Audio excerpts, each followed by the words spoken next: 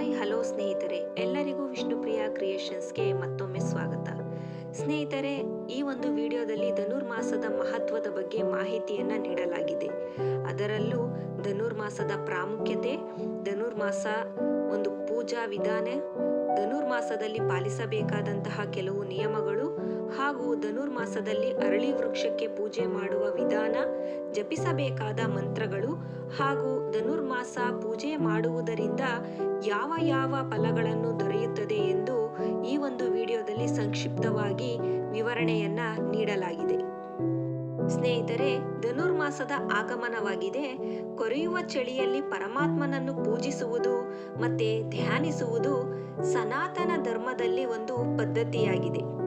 ಧನುರ್ಮಾಸದ ಪೂಜೆಯು ವಿಷ್ಣು ಮತ್ತು ಮಹಾಲಕ್ಷ್ಮಿಯ ಆರಾಧನೆಗೆ ಅತ್ಯಂತ ಶ್ರೇಷ್ಠವಾಗಿದ್ದು, ಈ ಅವಧಿಯಲ್ಲಿ ಬ್ರಾಹ್ಮಿ ಮುಹೂರ್ತದಲ್ಲಿ ಭಗವಂತನನ್ನು ಪೂಜಿಸುವುದರಿಂದ ಇಷ್ಟಾರ್ಥ ಸಿದ್ಧಿಯುಂಟಾಗಿ ಜನ್ಮಾಂತರದ ಪಾಪ ನಾಶವಾಗುತ್ತದೆ.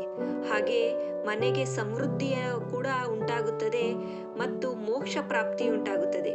ಅದರಲ್ಲೂ ಸ್ನೇಹಿತರೆ, ಅರಳಿ ವೃಕ್ಷಕ್ಕೆ ಪೂಜೆ ಮಾಡಿ ಪ್ರದಕ್ಷಿಣೆ ಹಾಕುವುದರಿಂದ ಸಂತಾನದ ಸಮಸ್ಯೆ ನಿವಾರಣೆಯಾಗುತ್ತದೆ. ವಿವಾಹದಲ್ಲಿ ವಿಳಂಬ ಏನಾದರೂ ಇದ್ರೆ ಆ ಸಮಸ್ಯೆಯು ಕೂಡ ನಿವಾರಣೆಯಾಗುತ್ತದೆ. ಅದೇ ರೀತಿ ಅನಾರೋಗ್ಯದ ಸಮಸ್ಯೆಯು ಕೂಡ ನಿವಾರಣೆಯಾಗುತ್ತದೆ. ಸಕಲ ಸಂಕಷ್ಟಗಳನ್ನು ನಿವಾರಿಸುವಂತಹ ಶಕ್ತಿ ಅರಳಿ ಮರದ ಪೂಜೆಗೆ ಇದೆ ಸ್ನೇಹಿತರೆ. ಅದರ ಜೊತೆಗೆ ಸ್ವಾಮಿ ಅಶ್ವತ್ಥ ನಾರಾಯಣ ಸ್ವಾಮಿಯು ಕೇಳಿದ ವರವನ್ನ ಕರುಣಿಸುತ್ತಾರೆ. ಆದರೆ ಕೆಲವು ನಿಯಮಗಳನ್ನ ನಾವು ಶ್ರದ್ಧಾ ಭಕ್ತಿಯಿಂದ ಪಾಲಿಸಿದರೆ ಮಾತ್ರ ಹಾಗೂ ಪೂಜಿಸಿದರೆ ಮಾತ್ರ ಶೀಘ್ರ ಫಲವನ್ನ ನಾವು ಪಡೆಯಬಹುದು. ಬನ್ನಿ ಸ್ನೇಹಿತರೆ, ಅಶ್ವತ್ಥ ವೃಕ್ಷದ ಪೂಜೆಯನ್ನ ಹೇಗೆ ಮಾಡುವುದು ಎಂದು ತಿಳಿಯೋಣ. ಸ್ನೇಹಿತರೆ, ಮೊದಲಿಗೆ ಬ್ರಾಹ್ಮಿ ಮುಹೂರ್ತದಲ್ಲಿ ಏಳಬೇಕು. ನಂತರ ಸ್ನಾನಾದಿಗಳನ್ನ ಮುಗಿಸಿ ಮನೆ ದೇವರ ಪೂಜೆಯನ್ನ ಮಾಡಬೇಕು. ನಂತರದಲ್ಲಿಯೇ ಅಶ್ವತ್ಥ ವೃಕ್ಷದ ಪೂಜೆಯನ್ನ ಮಾಡಬೇಕು. ಪೂಜಾ ಸಾಮಗ್ರಿಗಳನ್ನ ಜೋಡಿಸಿಕೊಂಡು ಅಶ್ವತ್ಥ ಕಟ್ಟೆಗೆ ಹೋಗಬೇಕು. ಸ್ನೇಹಿತರೆ, ಪೂಜಾ ಸಾಮಗ್ರಿಗಳು ಅಂದ್ರೆ ನಮ್ಗೆಲ್ಲರಿಗೂ ಗೊತ್ತು ಏನೆಲ್ಲ ಇಟ್ಕೊಬೇಕು ಅಂತ. ಅರಿಶಿಣ, ಕುಂಕುಮ, ಗಂಧದ ಕಡ್ಡಿ, ಕರ್ಪೂರ, ಮತ್ತೆ ಹಾಲು, ನೀರು, ಗೆಜ್ಜಸ್ತ್ರ, ಹೂ, ಬಾಳೆಹಣ್ಣು, ಎಲೆ ಅಡಿಕೆ ಮುಂತಾದ ಇತ್ಯಾದಿ ಸಾಮಾನುಗಳನ್ನು ನಾವು ಇಟ್ಕೊಬೇಕು. ಮತ್ತೆ ಇಷ್ಟಾನುಸಾರ ನೈವೇದ್ಯವನ್ನ ನಾವು ಇಟ್ಕೊಂಡು ಹೋಗ್ಬೇಕು ಸ್ನೇಹಿತರೆ. ಮೊದಲಿಗೆ ಅಶ್ವತ್ಥ ವೃಕ್ಷದ ನಾಗರಕಟ್ಟೆಗೆ ವೃಕ್ಷಕ್ಕೆ ನಾವು ಫಸ್ಟು ನೀರನ್ನ ಸಮರ್ಪಿಸಬೇಕು.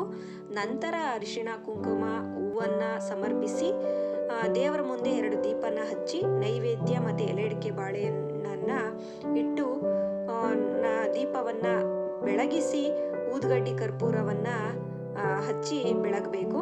ನಂತರ ಹಾಲನ್ನ ಸಮರ್ಪಿಸಬೇಕು. ನಂತರದಲ್ಲಿ ಸ್ನೇಹಿತರೆ, ಅರಳಿ ವೃಕ್ಷಕ್ಕೆ ನಿಮ್ಮ ಇಷ್ಟಾನುಸಾರ ಅದು 3 ಸುತ್ತು ಇರ್ಬೋದು, 11 ಸುತ್ತು ಇರ್ಬೋದು, 21 ಸುತ್ತು ಇರ್ಬೋದು, 48 ಸುತ್ತು ಇರ್ಬೋದು.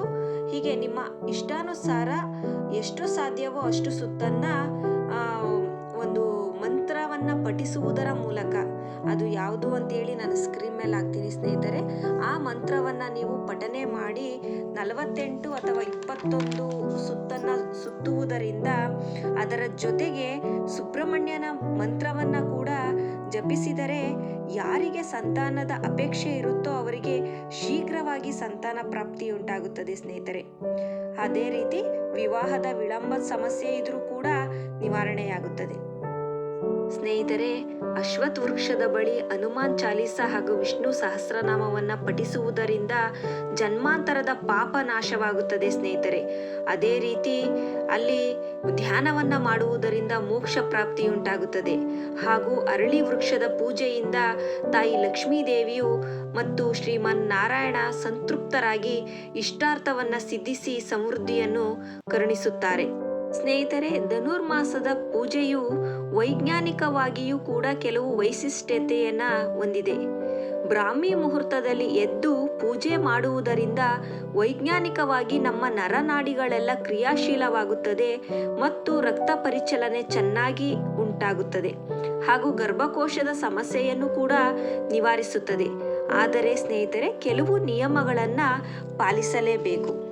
ಸ್ನೇಹಿತರೆ, ಕೆಲವು ನಿಯಮಗಳು ಅಂತಂದರೆ ಧನುರ್ಮಾಸದಲ್ಲಿ ನಾವು ಬ್ರಾಹ್ಮಿ ಮುಹೂರ್ತದಲ್ಲೇ ಏಳಬೇಕು, ನಂತರ ಮಾಂಸಾಹಾರವನ್ನು ತ್ಯಜಿಸಬೇಕು ಹಾಗೂ ಬ್ರಹ್ಮಚಾರ್ಯವನ್ನು ಪಾಲಿಸಬೇಕು, ಮಧ್ಯಾಹ್ನದ ಸಮಯದಲ್ಲಿ ನಿದ್ರಿಸಬಾರದು ಹಾಗೂ ಮುಂಜಾನೆ ಮತ್ತು ಗೋಧೂಳಿ ಸಮಯದಲ್ಲಿ ದೀಪ ಹಚ್ಚಬೇಕು. ಮತ್ತು ಈ ಮಾಸದಲ್ಲಿ ಮದುವೆ, ಗೃಹ ಪ್ರವೇಶ, ಉಪನಯನ, ಕ್ಷೌರ ಮುಂತಾದ ಪ್ರಮುಖ ಶುಭ ಕಾರ್ಯಗಳನ್ನು ಮಾಡುವುದನ್ನು ನಿಷಿದ್ಧವೆಂದು ಪರಿಗಣಿಸಲಾಗಿದೆ.